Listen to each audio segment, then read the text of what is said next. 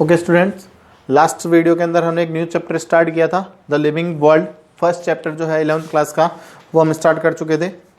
जो revise syllabus आया है उस सिलेबस के अकॉर्डिंग इस चैप्टर में से हमारे पास सिर्फ 2 ही टॉपिक है, ठीक है। लेकिन कुछ ऐसे टॉपिक्स है जो मैं चाहता हूं कि आपको पता होने चाहिए, जो कि आपको आगे के चैप्टर डिस्कस करने के लिए जो है वो बहुत ज़रूरी होंगे। तो वो भी मैं यहाँ पर डिस्कस करने वाला हूँ। एक्चुअल में इस चैप्टर से 2 ही टॉपिक जो है वो हमारे सिलेबस में, छोटे छोटे टॉपिक है लेकिन मैं उनको अभी डिस्कस करता हूं आपके साथ में इस वीडियो के अंदर। तो लास्ट जो वीडियो हमने डिस्कस किया था उसके अंदर हमने डिस्कस किया था लिविंग ऑर्गेनिजम्स, जो कि सजीव प्राणी हैं, उनके अंदर कौन कौन से की कैरेक्टर्स या आइडेंटिफिकेशंस प्रेजेंट होती है वो हमने डिस्कस कर ली थी। आज के इस वीडियो में हम डिस्कस कर रहे हैं आपके डाइवर्सिटी इन लिविंग वर्ल्ड। जो लिविंग ऑर्गेनिजम्स है, लिविंग वर्ल्ड्स है, उनके अंदर जो डाइवर्सिटी यानी कि जो डिफरेंशिएशंस प्रेजेंट होती है उसके बारे में डिस्कस करते हैं। डाइवर्सिटी का मतलब क्या है? आप अपने अराउंड बहुत सारे ऑर्गेनिजम्स को देखते हैं, बहुत सारे एनिमल्स, बहुत सारे प्लांट्स, डिफरेंट डिफरेंट स्पीसीज के, डिफरेंट डिफरेंट वेराइटीज के जो है वो आपको ऑर्गेनिजम्स देखने को मिलेंगे। तो ये जो सारी वेराइटीज है, जो विभिन्नताएं उत्पन्न होती है, इन्हें ही हम क्या कहते हैं? डाइवर्सिटी कहते हैं। आपको बहुत सारे ऐसे ऑर्गेनिजम्स देखने को मिलेंगे जो कि एक दूसरे से पूरी तरह अलग है। ऐसा प्लांट में भी देखने को मिलता है, ऐसा एनिमल्स में भी देखने को मिलेगा। एनिमल्स के अंदर आप देखेंगे यूनिसेल्युलर एनिमल्स से लेकर के आपको बहुत लार्ज स्केल पर, बहुत लार्ज साइज के एनिमल्स भी आपको देखने को मिलेंगे, जैसे कि अमीबा है, यूनिसेल्युलर है, माइक्रो ऑर्गेनिजम्स है। इसके कंपेरेटिवली आप देखेंगे लार्जेस्ट एनिमल ब्लू व्हेल, जो कि मल्टी सेलुलर ऑर्गेनिजम्स है, उसकी साइज जो है वो। तो इन सब के बीच में बहुत सारी डिफरेंशिएशंस प्रेजेंट होती है। आप प्लांट के अंदर देखेंगे कि माइक्रो प्लांट्स, एल्गी, ये सब प्रेजेंट है, और उसके अगेंस्ट जो कि कह सकते हैं कि बहुत ज़्यादा बड़े प्लांट जैसे कि सिकोया सेमीपरवरेंस, जो कि largest plant in the world present है, जो कि अप्रॉक्स 400 फीट की हाइट का जो प्लांट है वो भी जो है वो अर्थ सरफेस पर आपको देखने को मिलेगा। तो ये इतने सारे जो ऑर्गेनिजम्स या जो प्लांट है, इन्हें स्टडी करने में जो है वो हमें बहुत ज़्यादा दिक्कत आएगी। अगर हम इनको रफली डिस्कस करें या इनको स्टडी करें तो जब तक हमारे पास में इनके कुछ की कैरेक्टर्स या कुछ सिम्टम्स नहीं होंगे तब तक हम इनको आइडेंटिफाई नहीं कर पाएंगे, इनको नोमेनक्लेचर नहीं कर पाएंगे। तो नोमेनक्लेचर के लिए जो सिस्टम प्रोवाइड किया गया है वो हम यहां डिस्कस करने वाले हैं इस डाइवर्सिटी ऑफ लिविंग वर्ल्ड के अंदर। तो सबसे पहले हम बात करें नोमेनक्लेचर के बारे में।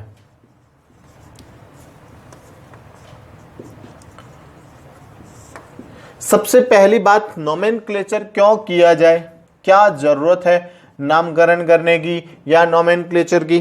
तो देखिए, कोई भी ऑर्गेनिजम्स है, हम सबसे पहले इनको अलग अलग कैटेगरीज के अंदर क्लासिफाइड करते हैं। क्लासिफाइड करने का रीजन ये है ताकि हम इनको इजीली स्टडी कर सकें, आसानी से इनका अध्ययन कर सकें, इनकी आइडेंटिफिकेशंस कर सकें, इनको पहचान सकें। इसलिए जो है वो हम इनको क्लासिफाइड करते हैं। क्लासिफाइड करने के बाद में प्रोसेस आता है नोमेनक्लेचर का। जैसे कि क्लासिफिकेशन वो हम आगे आगे चैप्टर्स के अंदर डिस्कस करते जाएंगे। प्लांट के क्लासिफिकेशन कौन से हैं, एनिमल्स में कौन कौन से क्लासिफिकेशंस प्रेजेंट है, तो वो हम डिस्कस करेंगे। नोमेनक्लेचर के अंदर हम डिस्कस करते हैं बाइनोमियल नोमेनक्लेचर। देखिए, आपने किसी भी एनिमल्स को आइडेंटिफाई कर लिया, आइडेंटिफाई करने के बाद में जो सेकेंड स्टेप आता है वो आता है नोमेनक्लेचर का। जैसे कि आप किसी भी आदमी से, किसी भी पर्सन से मिलते हो तो सबसे पहले तो आप उसका आइडेंटिफिकेशन कर लोगे, यानी कि आप उसको पहचान लोगे, क्लासिफाइड कर लोगे, जैसे कि वो इंसान है या वो गाय है या कोई वो दूसरा जानवर है। तो इस तरह से उनको सबसे पहले तो आपने क्लासिफाइड कर लिया, फिर आप उसको एक स्पेसिफिक नेम प्रोवाइड करोगे। तो नाम पहचानने के बाद में जो उसकी पहचान करने के बाद में जो नोमेनक्लेचर का प्रोसेस आता है वो हम डिस्कस करते हैं। इसके अंदर हम डिस्कस करते हैं बाइनोमियल नोमेनक्लेचर।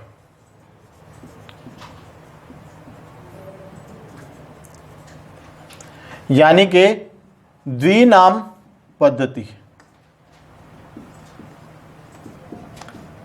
ठीक है।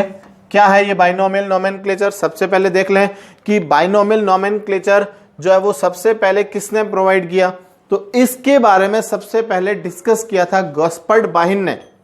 यानी कि गॉस्पर्ट बाहिन ने अपनी जो बुक दी थी, जो बुक प्रोवाइड की थी, उस बुक के अंदर बाइनोमियल नोमेनक्लेचर का नाम आता है। उन्होंने ही सबसे पहले इसके बारे में बताया था, लेकिन कैरोलस लीनियस को जो है इसका पूरा श्रेय दिया जाता है, यानी कि इसका पूरा जो क्रेडिट है वो कैरोलस लीनियस को दिया जाता है। रीजन क्या है कैरोलस लीनियस को देने का? बिकॉज इस नोमेनक्लेचर सिस्टम को जो कह सकते हैं कि सब जगह प्रस्तावित करने का, या कह सकते हैं कि सबसे ज्यादा यूज करने का जो क्रेडिट है वो कैरोलस लीनियस को जाता है। बाइनोमियल नोमेनक्लेचर को सबसे ज्यादा यूज किसने किया? कैरोलस लीनियस ने किया। इसीलिए father of modern taxonomy,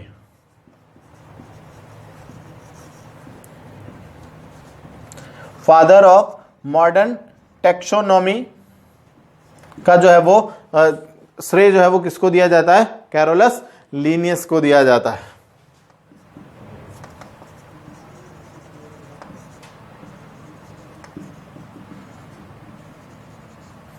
Carolus Linnaeus को जो है दिया जाता है। देखिए कैरोलस लीनियस, इनका खुद का नाम जो है वो सबसे पहले कार्ल वॉन लिने था, यानी कि 3 वर्ड्स के अंदर इनका नाम था। लेकिन जब इन्होंने अपनी बाइनोमियल नोमेनक्लेचर को जब यूज किया तो इन्होंने अपना खुद का नाम भी बदल करके 2 वर्ड के अंदर, 2 सिस्टम के अंदर जो है वो रख लिया, कैरोलस और लीनियस। तो 2 वर्ड्स के अंदर अगर हम किसी भी ऑर्गेनिजम्स का नाम नोट करते हैं तो उसको कहा जाता है बाइनोमियल नोमेनक्लेचर, यानी कि इस सिस्टम के अंदर कोई भी ऑर्गेनिज्म जो होगा उसका नाम 2 वर्ड्स के अंदर नोट किया जाता है। इसमें जो फर्स्ट वर्ड होता है वो होता है उसके जीनस से रिलेटेड, और जो सेकंड जो वर्ड होता है उसके नोमेनक्लेचर का, वो डिनोट किया जाता है किससे? स्पीसीज से। यानी कि जो पहला नाम तो होता है वो तो होगा वंश का, और जो दूसरा नाम होता है वो जाति का नाम कहलाता है। ठीक है, बाइनोमियल नोमेनक्लेचर के अंदर जो फर्स्ट नेम लिखा जाता है वो तो जीनस का लिखा जाता है, और जो सेकंड नेम लिखा जाता है वो स्पीसीज का लिखा जाता है। जैसे कि मैं एक एग्जांपल लेता हूं, फ्रॉग। फ्रॉग का जो साइंटिफिक नेम होता है वो होता है आपके राना टिग्रीना। राना टिग्रीना। जो मेंढक है इसका साइंटिफिक नेम जो है वो 2 वर्ड्स के अंदर लिखा जाएगा, राना टिग्रीना। यहां पर जो राना है वो क्या है? जीनस, यानी कि उसका वंश होगा, और जो टिग्रीना है वो उसकी क्या होगी? स्पीसीज, यानी कि उसकी जाति कहलाएगी। क्लियर हो गई बात आपको? जैसे कि किंग कोबरा, जो कोबरा सांप होता है, इसका वैज्ञानिक नाम होता है नाजा नाजा, यानी कि इसका जीनस और स्पीसीज दोनों सेम होती है। नाजा जो है वो उसका जीनस है और नाजा जो है वो इसकी स्पीसीज है। तो इसका जो साइंटिफिक नेम है वो 2 वर्ड्स के अंदर लिखा जाएगा। ह्यूमंस का साइंटिफिक नेम होता है होमो सेपियंस। होमो जीनस हो जाएगा, सेपियंस उसकी स्पीसीज हो जाएगी। तो ऐसे सारे एनिमल्स को, सारे प्लांट को जो है वो 2 नेम के अंदर जो है वो डिनोट किया जाता है, और इस पूरे सिस्टम को क्या बोला जाता है? बाइनोमियल नोमेनक्लेचर, यानी कि द्विनाम पद्धति कहा जाता है। किसी भी ऑर्गेनिजम्स का जो नाम है वो हमेशा 2 वर्ड्स के अंदर डिनोट किया जाएगा।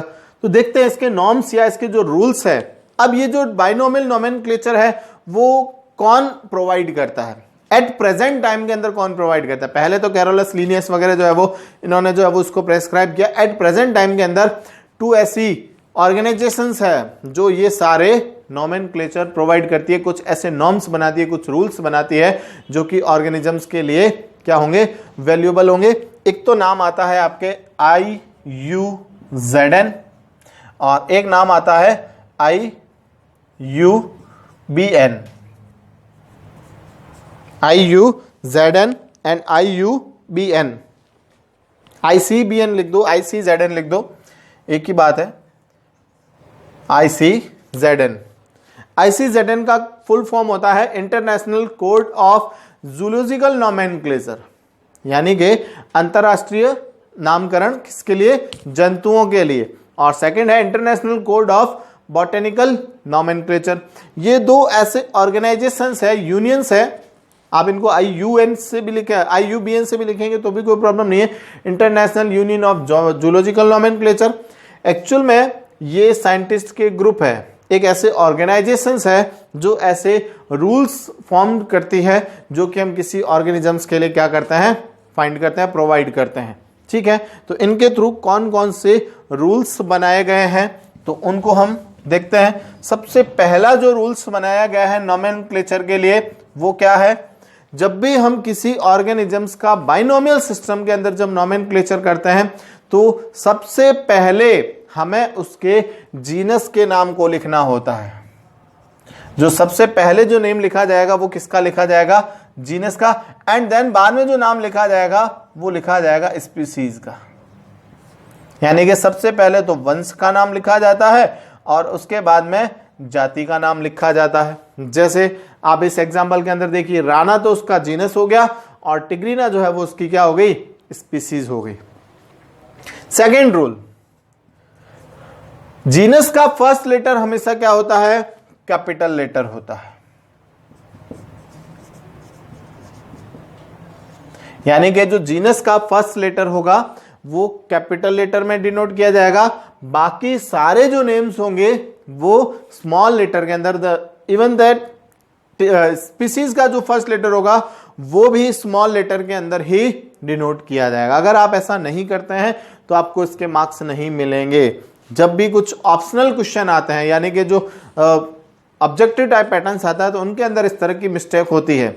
स्पेलिंग में भी आपको कोई मिस्टेक नहीं मिलेगी, हालांकि स्पेलिंग का भी ध्यान रखना बहुत जरूरी है। कुछ आपको ऐसे ऑप्शंस भी मिलेंगे जिसके अंदर स्पेलिंग मिस्टेक हो सकती है, लेकिन वो बोलने में या कह सकते हैं कि उसका जो वोकल हो सकता है वो एक जैसा हो सकता है, लेकिन हो सकता है कि वो गलत हो।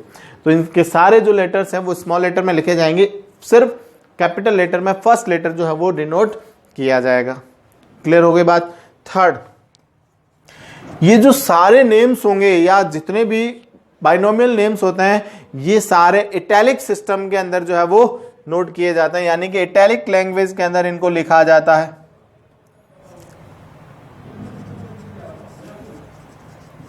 इटैलिक लैंग्वेज या इटैलिक सिस्टम के अंदर इनको लिखा जाता है और इनको बोल्ड लिखा जाता है, बोल्ड कैरेक्टर के अंदर इनको लिखा जाता है।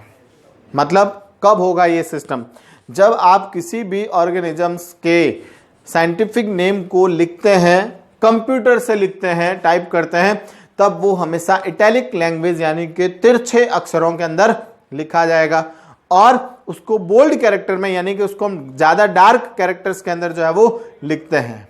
ठीक है।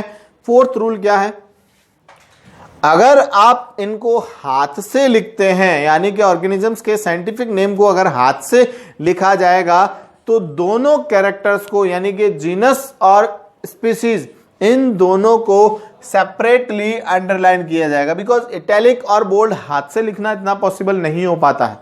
इसलिए हम इनको कह सकते हैं कि डिफरेंट अंडरलाइन से भी करते हैं। एक ऑप्शन मिला था एग्जाम के अंदर जिसके अंदर राणा टिग्रीना, हम मान लेते हैं राणा टिग्रीना का ही, तो एक ऑप्शन तो इस तरह का दे दिया, दूसरा ऑप्शन इस तरह का दे दिया,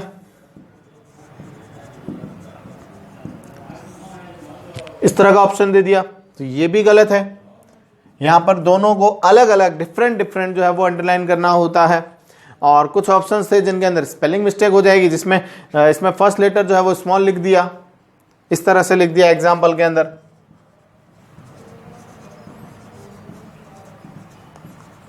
एक और ऑप्शन मिल जाएगा, जैसे कि ये ऑप्शन मिल जाए, है ना, तो ये ऑप्शंस गलत होंगे। ऑप्शन ये जो है वो राइट होगा, बिकॉज इनके अंदर एक तो फर्स्ट लेटर कैपिटल लिखा है, बाकी सारे स्मॉल लेटर के अंदर होंगे। सेपरेटली जो है वो इनको अंडरलाइन किया जाएगा, इनके अंदर सिंगल अंडरलाइन डाल दी या इनके अंदर सारे स्मॉल लेटर डाल दिए, इसमें फर्स्ट और सेकंड स्पीसीज और जीनस दोनों का जो है वो हमने कैपिटल लेटर डाल दिया, तो ये इस तरह से जो है वो क्वेश्चन गलत हो जाता है। ठीक है, तो बोल्ड कैरेक्टर और हैंड लाइन, जब हैंड राइटिंग के अंदर इसको लिखेंगे तो सेपरेटली अंडरलाइन करेंगे इसको। क्लियर हो गई बात, सेपरेटली उसको अंडरलाइन किया जाएगा। नेक्स्ट, मान लो किसी भी ऑर्गेनिजम्स का साइंटिफिक नेम दो डिफरेंट साइंटिस्ट अगर सेम दे देते हैं, यानी कि एक ही ऑर्गेनिजम्स का नाम दो डिफरेंट साइंटिस्ट ने अगर एक जैसा नाम प्रोवाइड कर दिया है तो वो ही नाम माना जाएगा जो सबसे पहले किसी साइंटिस्ट के द्वारा दिया गया है। यानी कि जो नाम सबसे पहले दिया जाएगा वही वैल्यूएबल होगा, बाद में देने वाले साइंटिस्ट का नाम जो है वो वैल्यूएबल नहीं होगा। और 6th रूल के अंदर हम ये भी स्टडी कर सकते हैं कि साइंटिस्ट का नाम भी पीछे जो है वो ब्रैकेट के अंदर नोट किया जाएगा, जैसे कि ब्रेसिका कंपेस्ट्रिस पीछे ब्रैकेट के अंदर लिख दिया, शॉर्ट के अंदर लीनियस, जैसे कि एक नाम लिखते हैं हम ब्रेसिका कंपेस्ट्रिस, दोनों को डिफरेंट अंडरलाइन भी करेंगे और ब्रैकेट में लिख देंगे लिन, शॉर्ट के अंदर उस साइंटिस्ट का नाम भी जो है और उसका कह सकते हैं कि जो ईयर है यानी जिस ईयर के अंदर उसको डिस्कवर्ड किया जाता है वो भी हम इसके पीछे डिनोट कर सकते हैं। तो ये है बाइनोमियल नोमेनक्लेचर, जिसके अंदर हम किसी भी ऑर्गेनिजम्स का जो साइंटिफिक नेम है वो इस बाइनोमियल नोमेन सिस्टम के अंदर डिस्कस करते हैं। हालांकि ये अपने रिवाइज सिलेबस के अंदर ये जो टॉपिक है वो नहीं है, लेकिन आगे के सिस्टम्स को डिस्कस करने के लिए, स्टडी करने के लिए आपको ये बाइनोमियल नोमेनक्लेचर पता होना चाहिए, जो कि आप प्रीवियस क्लास के अंदर 9th क्लास के अंदर भी इसको स्टडी कर चुके हैं। तो एक बार इसको फिर से रिवाइज करें और जो टॉपिक अपने सिलेबस में है वो एक नेक्स्ट वीडियो के अंदर मैं अलग से डिस्कस करने वाला हूं। एक वर्ड में और आपसे डिस्कस करना चाहता हूं डायवर्सिटी के साथ साथ, टैक्सोनॉमी वर्ड।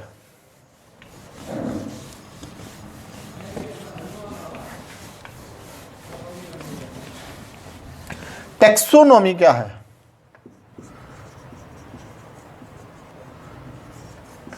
यानी कि वर्गीकी, ये अपने सिलेबस में है, टॉपिक के अंदर है टैक्सोनॉमी। तो क्या है taxonomy? It is a branch of biology, ये जीव विज्ञान की एक ऐसी ब्रांच है जहां पर हम किसी भी ऑर्गेनिजम्स का आइडेंटिफिकेशन करते हैं, उसका नोमेनक्लेचर करते हैं, उसके कैरेक्टर्स को स्टडी करते हैं। तो उस ब्रांच को क्या बोला जाता है? टैक्सोनॉमी ब्रांच बोला जाता है। यानी कि branch of biology where we study of identifications, nomenclature, rules of classification and base of classifications, इन सब को हम क्या करते हैं? स्टडी करते हैं। तो उस ब्रांच को बोला जाता है आपके टैक्सोनॉमी। तो टैक्सोनॉमी के अंदर कौन कौन से स्टेप यूज किए जाते हैं तो वो मैं आपको बता देता हूं। सबसे पहला जो स्टेप वो यूज किया जाता है वो यूज किया जाता है कैरेक्टराइजेशन। कैरेक्टराइजेशन यानी कि प्रमुख लक्षण की कैरेक्टर्स, किस बेस पर आप ऑर्गेनिजम्स को सेपरेट करेंगे? तो कैरेक्टर्स तो होंगे ना उनके, जैसे कि एक कुत्ता है और एक बिल्ली है, तो आप इन दोनों के कुछ कैरेक्टर्स तो अलग अलग करेंगे ना, जिससे हम आप उन दोनों को सेपरेटली पहचान पाएंगे। आप बिल्ली को कुत्ता तो नहीं बोल सकते, कुत्ते को बिल्ली तो नहीं बोल सकते, है ना। तो इस तरह से जो है वो कुछ कैरेक्टर्स जो है वो हम डिसाइड करेंगे। उसके बाद में सेकेंड पार्ट आता है आपके आइडेंटिफिकेशन। जब कैरेक्टराइजेशन कर लिया तो उसके बाद में आप क्या करेंगे? आइडेंटिफिकेशन करेंगे, यानी कि उसका पहचान होगी। और फिर उसके बाद में आएगा आपके क्लासिफिकेशन,